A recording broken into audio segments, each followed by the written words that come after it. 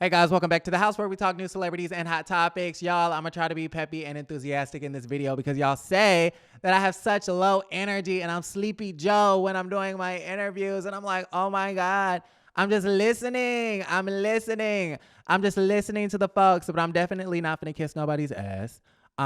Just like how I did not kiss Jason Lee's ass. I did not kiss his ass. You know, I asked him the questions that I felt like were interesting to me. I wanted to know more about the queen. Do you feel a ways that you got the story about the queen fucked up? You feel a ways because Wendy basically lied to you or, misled you into thinking that she was married and you came out with that story. Why in the hell was you working with Kanye West when you knew that Kanye West was anti-black? Those are the things that I wanted to learn more about. And if I was kissing Jason Lee's ass or if I wanted to be invited to the parties, first off, I don't give two shits about no party in LA. Okay? One thing about me, I feel like I could be light years ahead if I chased clout. But I don't chase clout. I'm not even on YouTube in the same way that I used to be on YouTube. Okay? How everybody's pushing out 5 videos a day. Yeah, I don't even got time for that no more. Y'all can have it. Y'all can have the stories. Like, I don't even no. No. Like, this is a business. It's a brand for me. And you do have to have a certain level of clout chase to be in the world of social media and or, blogging, being in the industry and whatnot. There is a certain level of, ass licking you have to do. You have to lick a couple of bottoms to get to the top. You do have to, chase clout to get to the top. And I do understand that. And I'm still learning how to politic, honestly. Okay. I'm still learning how to kiss ass to get into certain rooms and get into certain spaces. I respect Jason Lee. I like Jason Lee. If he invites me to the mixer, which he did, then, I might show up to the mixer. You know what I mean? But at the end of the day, I'm not so desperate to go to a mixer in the Hollywood Hills, which is going to, I guess, allegedly influence me into giving this man a quote unquote softball interview. Okay, I'm not finna do all that. And then I'm definitely not finna get on camera acting all giddy like and screaming and and cussing and and trying to get you in a gotcha moment. Like, no, I want these interviews to come across as like conversations. I want them to be organic. You know what I mean? I'm not finna do all of the antics. Didn't we already have a conversation about this? Didn't we already have a conversation about the antics? Yeah, a lot of the YouTubers, they do antics. I'm not with the antics. I'm not finna give y'all antics. Okay, I'm not finna go up on the internet and look like a fool. I want my brand, and I'm just speaking. I'm not mad. I'm not upset. I'm not as emotional. No, I'm not emotional about the situation. I'm not nothing. This is just me speaking my thoughts. I don't want to go up onto the internet acting like a fool, like how a lot of the folks be acting. Okay. Cussing each other out, dragging each other out. Okay, no, that's not going to be me. Screaming and dancing and doing TikTok dances and doing all of this. No, I don't want to do that. I just want to get up on here, ask my questions and talk my talk and then leave it at that. And if you don't like it, which 50,000 people do, you don't have to watch, baby. But I'll let you know this much. The biggest people who have been on my platform asked me to be on my platform. I did not ask them. 90% of the people who come onto the platform, they ask me. So anyways, let me know how y'all felt about that situation. Let me know how y'all felt about the Jason Lee interview. I will link it down below just in case you guys want to continue to watch. I thought it was interesting. I thought it was interesting. I find Jason Lee to be such a peculiar character. And I actually really do like Jason Lee. And I've said this multiple times. And I actually cut out a lot of the stuff in the interview because I just kind of felt like, I didn't like it. So I cut some certain stories out and stuff like that. But I've told him to his face that I like him. He's my problematic fave. Him and Jussie Smollett are my problematic faves. Just like how a bunch of y'all still with Kanye West and his anti-Semitic ways, which, speaking of Kanye West recently went on to Alex Jones's show, the guy that was sued and now owes $1 billion to the Sandy Hook victims' families and stuff like that. And basically said that he liked Adolf Hitler. Okay, trigger warning. You know what I mean? I don't want to be, flagged and taken off, but I'm just letting y'all know what the truth is. He went on to the Alex Jones show, InfoWars, and basically said that he likes Adolf Hitler. I think Alex Jones said something to the effect of, I don't like the or something. I may bleep this stuff out. And then Kanye was like, I do. Well, I do. I like him. And I was like, wow, like Kanye West is really trying his damnedest and his hardest to, you know, be problematic and to, you know, flood us with these headlines and whatnot. And it's honestly annoying, but yeah. Anyways, what I was saying was like how a lot of y'all sneakerheads and hip hop heads be defending Kanye West. Like this is all a part of his grand master plan. He's doing this so he can get out of his deal with Adidas. He's doing this because he knows what he's doing. He's a billionaire. He's smart. He's a genius. Okay, y'all stay all up under his ass cheeks. Okay, Kanye West. And so I have my problematic faves too. Now, my problematic faves, I don't believe to be that problematic. Okay, we're out here just attacking a whole ethnic group every day. Like that's ridiculous. And so I'm never going to have a problematic fave to that extent, but Jussie Smollett and Jason Lee are my problematic faves. And so am I going to go onto the TV screen and just like cuss Jason out and be confrontational and do all this other extra stuff just for the TV camera, just because y'all want me to? Okay, no. If that's what y'all want to do in y'all interviews with Jason Lee, then go ahead and do an interview with Jason Lee. Okay, go and get an interview with Jason Lee. But I also told Jason Lee to his face, okay, and if you're objective, okay, if you can take your own self out of the situation and actually look at things from an objective perspective, then you would see that I brought up his blunders about the Queen. I brought up the blunder about Wendy Williams. I brought up the fact that, you know, he was looking crazy with the Rihanna situation. I brought up the fact that, what else did I bring up? I told him to his face that he was problematic. Yeah, I was like, you're problematic. I love you. You're my problematic fave, but you're problematic. I said that he throws the rocks and hides his hands, that he's playing on our intelligence. But the thing about me is I can tell somebody about themselves and, you know, like in a way that is, you know, somewhat polite and respectful. I don't have to be disrespectful to people's faces. Now, when I get in front of my camera like how I am right now, then I'm going to say what I want to say when I have to say it because it's the commentary and I'm in the four walls of my own home talking to my camera, talking to myself. And if you like it, you like it. If you don't, you don't. Potato, potato. But when I'm in front of somebody's face, you know what I mean? It's called having some decorum and some professionalism. It's a way to confront someone about something without acting a damn fool and looking a damn ass. How most of y'all be looking. I mean, I'm just saying. I want my brand to supersede YouTube.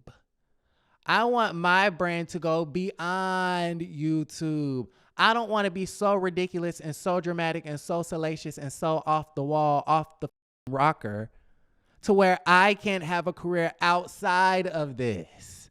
If I want to go back to work, if I want to go work in somebody's office again, I want that option. Okay, I don't want to be so problematic and so ridiculous on the internet to where I can't go back to work if I want to. So anyways, that's kind of like my thought process when it comes to everything. Y'all let me know how y'all felt about the situation in the comments down below. And then going back to Kanye West, what an idiot. What a complete idiot. Teaming up with Alex Jones. When you're sitting next to Alex Jones and Alex Jones in that moment has more sense than you do, when he has more of a filter than your ass, when you can't see, it's like he wants to, I guess, go on this press tour and, talk about how these celebrities are in bondage and these celebrities are being influenced by the corporations and the money. And that may all be true. But how do you not understand that you're being used by all of these right-wing extremists? I never would have thought to myself that I would see Kanye West as a right-wing extremist, radicalized figure. And that's exactly what the hell he is. He's a radicalized right-wing extremist figure. It's sickening. It's disgusting. I mean, the things that come out of his mouth are more disgusting and appalling and abhorrent than the shit that Sean Hannity and Rush Limbaugh, rest in peace, and goddamn Trump. Like, he says the most inflammatory, ridiculous things and expects people to still have contracts with him and still expects to be a billionaire. You go on Twitter after being reinstated, okay? He was banned off of Twitter. When Twitter was owned by people who had sense, he got suspended. He could no longer tweet. You cannot have your Twitter profile. When Elon Musk, dumbass, bought Twitter up, he reinstated, I believe, Donald Trump, if I'm not mistaken, and Kanye West and some other folks, some other right-wing extremist radicalized people who all they do is spread lies and misinformation. Okay, so that folks who, don't have two brain cells to really function fall for it and believe everything that they see and read on the internet about the pizza parlors and QAnons and stuff like that. And Oprah Winfrey and Gayle King are out to get the black community and the children. It's nothing but a bunch of lies and conspiracy theories. Elon Musk, and when I'm talking about this stuff, y'all, I can just go down a rabbit hole. So excuse me, we're going to get to Potomac in a second. So yeah, Elon Musk's silly self, okay, Teletubby looking self, went on and basically, reinstated Kanye West. And the interesting thing about it is that Kanye West, 2 days after being reinstated onto Twitter, tweeted out a photo of I believe it was, and Elon Musk had to suspend his account again. Elon. So to me, that was just exhibit A, really exhibit Z, because we've seen how Elon has ran Twitter down into the ground. And engagement may be up on Twitter, but engagement is not up for the right reasons. Engagement is up because people are using it as a hellscape to say and do whatever they want to do, to impersonate, to lie, to run with conspiracy theories, and to treat Twitter like it's the wild, wild damn West. Okay? So I say that to say this was like exhibit Z of Elon showing us that he doesn't really have a real plan when it comes to Twitter. He has a goal, but he doesn't have a plan. He wants to implement less restrictions and less of he wants the space to be less moderated, but really doesn't have a plan to do it. I have a bright idea. I'm sorry, I'm getting a text. I have a bright idea, he says. Let's reinstate Kanye West. Free speech, free speech, free speech. And then Kanye West does the picture with the and then you have to suspend him. So you didn't do anything different from what the previous owners of Twitter did. So now you understand that you do need moderation. Now you understand that you do have to have restrictions. Now you understand that people can't totally do and say what the hell they want to do. If you want advertisers to be on the platform, and he's now alleging that Apple don't want them to be on the Apple Store. I would love to see that. I would love to see that. I would absolutely love to see Twitter be taken off the App Store. I like Twitter, but not enough. I kind of want to see it go down. Okay, I want Elon Musk to drive Twitter all the way down to the ground on this little TV show. Just like how if y'all elect Trump again, I hope Trump brings this country all the way down to the ground. Because if these are the people that have been allowed to be the leaders and the figureheads of these organizations in this country, it deserves to fail. It deserves to fail. That's how I feel about Trump. If y'all want Trump back, I hope y'all get him back, and I hope this place goes into flames. Okay? Because that's what we deserve if we are dumb enough to elect this man again. If we are dumb enough to elect this man again, I mean, incited violence at the Capitol, which is the reason why he was off of Twitter, staged a coup. If you don't know what that is, a coup is when you try to overthrow the government using violence. It's called he wanted to be a dictator. He looked up to Kim Jong-un and Vladimir Putin and the folks over there, ruling those nations, those murderous dictators and whatnot. He looked up to them more than his own intelligence agencies, like the FBI and the CIA and the Secret Service. Isn't that something? Isn't that something? So, y'all, it's a lot going on. I can talk about this stuff for a whole hour, but I know y'all don't want me to talk about that. Y'all want to talk about Potomac and Karen and Portia, child. Anyway, honey, if you're in Georgia, make sure you go out there and vote. Y'all, we got to vote. I believe early voting ends today, if I'm not mistaken. Yes, Friday, December 2nd, early voting ends today. Actual election day is December 6th. So, yes, go out there and vote. We could possibly have Herschel, Dummy, Walker in the hallways of the Senate building, of the Capitol. And I don't want that to happen. I really don't want that to happen. So we have to prevent that at all costs. So everyone in Georgia, if you're registered to vote, please go out there and vote December 6th in the runoff, because it's crazy out here. It's the wild, wild west. Okay. And I'm trying to keep you guys updated and abreast about everything that's going on. All right. So let's go ahead and talk about the Real Housewives of Potomac. I wrote some notes down. They have the mid-season trailer, season 7 mid-season trailer that recently came out, and it's quite interesting. Jamal Bryant is back. We get this clip of Jamal Bryant, and I'm just like, fake. It's Bravo and these Potomac producers trying to concoct this fake ass storyline for me. Okay? Because we see Jamal, but then in another scene, we see Jizzy talking about, oh, he kissed me the next day. He kissed me. Giselle, can you please come to us with a real storyline? You're dating 3 men down there in the DMV. Why haven't we seen them? When Portia was single and when Portia was dating, those producers made Portia show us her suitors. Why is it that these ladies are not, they have the choice nowadays to show us stuff? Like, no, show us your man or get off the show. Bravo has gotten too nice with these girls. Bravo has gotten way too nice with you. Show us the man or get your ass off the platform. We know Jizzy's bread and butter is this platform, and so she's gonna get with the winning team. She gonna get with the program. Bravo, you're being too nice. Make Jizzy, show us her real love life. All right. Excuse me. Okay, then we have Ashley. She still has feelings for Michael Darby, which I find that's normal for someone that's getting a divorce. I think it's normal to still have feelings and coochie cravings and things like that. I don't understand what would attract you to that man in the first place besides his money, but it is what it is. Y'all have 2 kids together and you've lived together for, 10 plus years, I'm assuming. I'm not really sure. And so, I could see how some love was built up over time.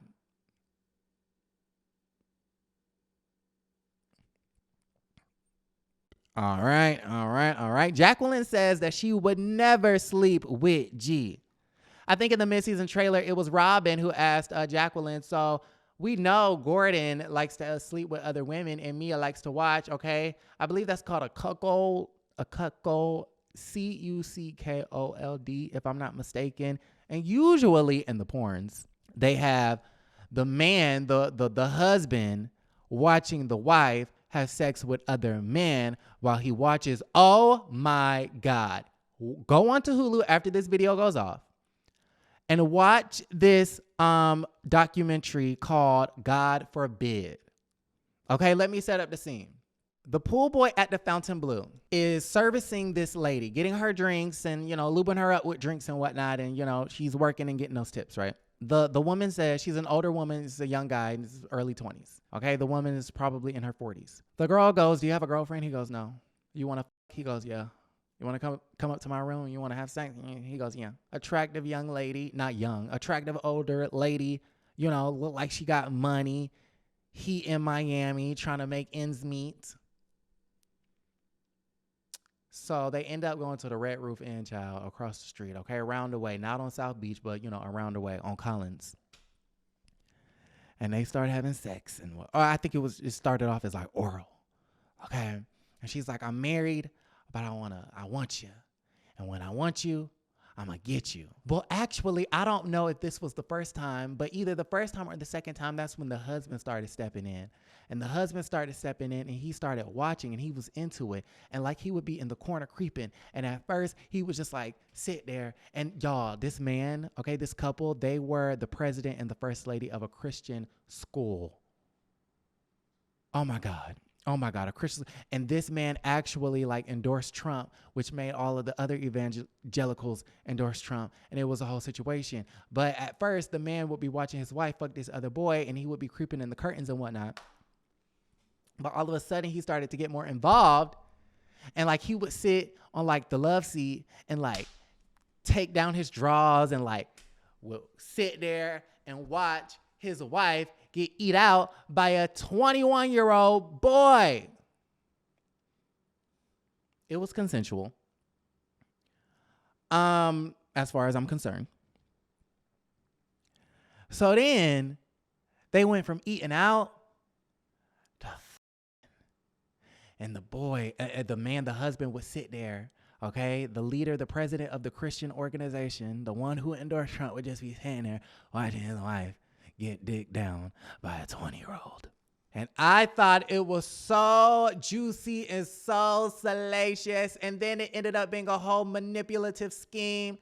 They tried to have him wrapped around their fingers, and they promised, we'll get you into the real estate business and we'll get you a 20% stake in a $4 million property, which they did, but it was a whole scheme, and they strung him along. And then one day, when I tell y'all these folks was freaky, it was so interesting. That was one of the better documentaries that I've seen in a long time. God forbid on Hulu, y'all. If you like juicy sex scandals, okay, he's an evangelist. He's connected to Trump. Michael Cohen was his fixer. It was a whole situation, money and criminal activity, all that. If you want all that, y'all gotta check this out. It is so juicy. So I say that to say, that's what Mia and G are into. I think, allegedly, even though it's really not allegedly, because they told us last season that he be f***ing other women, and she likes it, and she likes to see it, and she likes to do all of this other, kind of like Noella. If you guys watched The Real Housewives of Orange County with Noella, her lawyer husband, okay, for his birthday, she presented him a stack of pussies. And for those of you who don't know what a stack of pussies is, okay, imagine a girl is on a bed and she's like in a doggy style position. But then there's another girl above her on her back in a doggy style position. And then another girl above her in a doggy style. So it's literally a stack of pussies. Okay. Anyways, that's what Mia and G are into. Anyways. We have Robin in these fake storylines. She's trying on wedding dresses, but then in another scene, expresses to her mother that she wants to elope, which is such a contradiction. Like, how do you go from trying on wedding dresses to wanting to elope? Doesn't really make a lot of sense to me. And I think the thing that kind of triggered me the most is the fact that the mama talking about, no, you better not go to the courthouse. You're not a courthouse type of gal. You need to have a real wedding. I want to be there, which you can be there at the courthouse, babe. Okay, you can stand outside and bring balloons and a cake, and then go down to the cherry blossoms in DC and call it a day. What's weird about that is, as a mother, weren't you at the first wedding? Didn't you already see them get married once before? Like, you acting like Robin is with a whole new man. This is the same man, the same cheater, the same guy that broke your daughter's heart, and you crying because she might go to the justice of the peace. They broke up because he was cheating and they was broke. So this time around, they should go to the justice of the peace. Don't be spending no bag like how Portia and Simon did. Don't be spending no coins on no damn wedding. On no party. Because you, Juan, and everybody else kind of feels as though the marriage may not even see it the light of day, child. So don't even spend 2 pennies. Chris Bassett is going off on the folks because, they're trying to burn him at the stake. Wendy's getting surgery and the mama is concerned. And y'all, did you see how Mia and Wendy's mother went back and forth on the Instagrams? And Dr. Wendy, to you, sweetie's mama, kept calling Mia a crater face ass bitch. Y'all.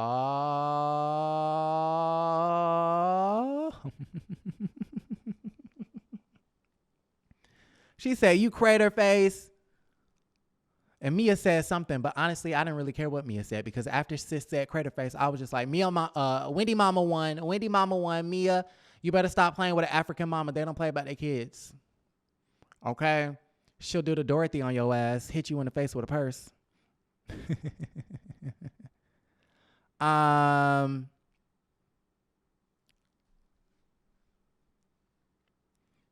Anyways, Charisse is attacking Karen's family. Karen allegedly was effing the help in the bathroom.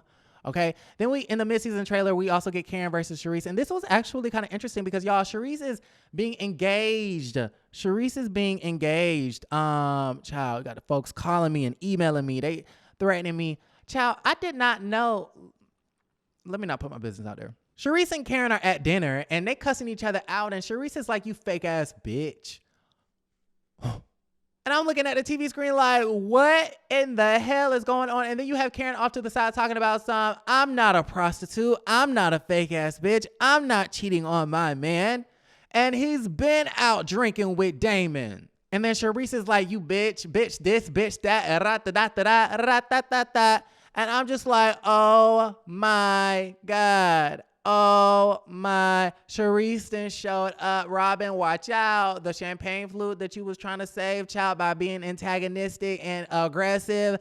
Sharice may have you, sis. Sharice said, girl, you're a fake ass bitch, honey. Hold on, let me text homeboy. Filming content right now. We'll call you back in a second.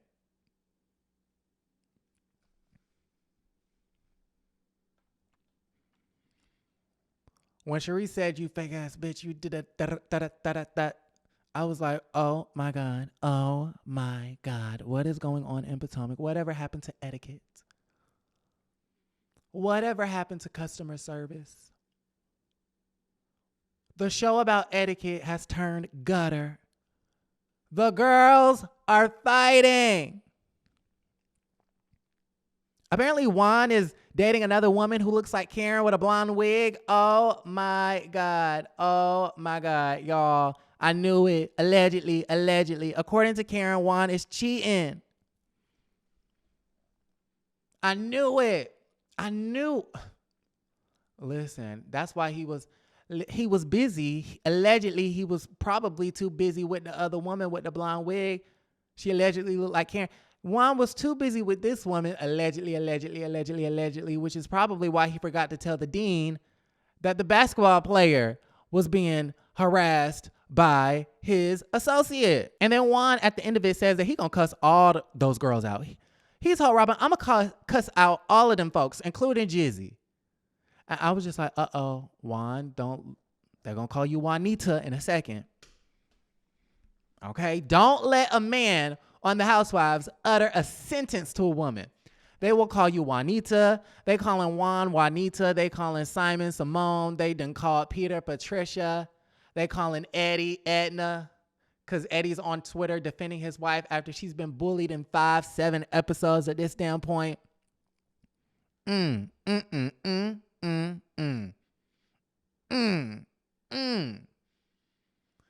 is a whole hot mess, and we have to go ahead and talk about it. Like the video, subscribe to the channel, and don't forget to create a great day. See you later.